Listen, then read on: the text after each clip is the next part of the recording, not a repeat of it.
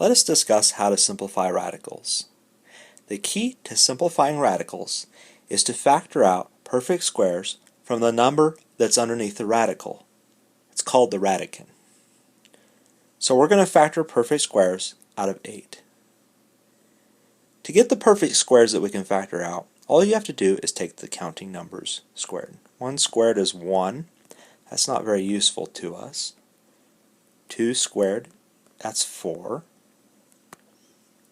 And of course we can keep going. 3 squared is 9.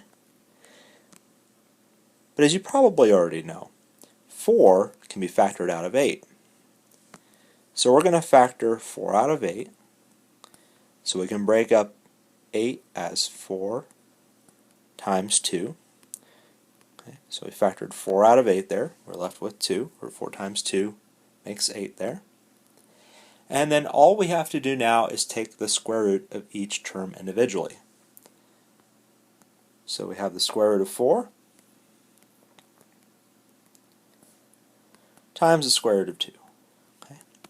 The square root of 4, well, 4 is a perfect square. So when we take the square root of it, we get a nice whole number. The square root of 4 is 2. The square root of 2 just remains as the square root of 2. Why?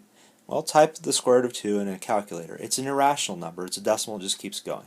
It's not going to be a nice whole number, so we're just going to leave it as the square root of 2. And here we've simplified our radical.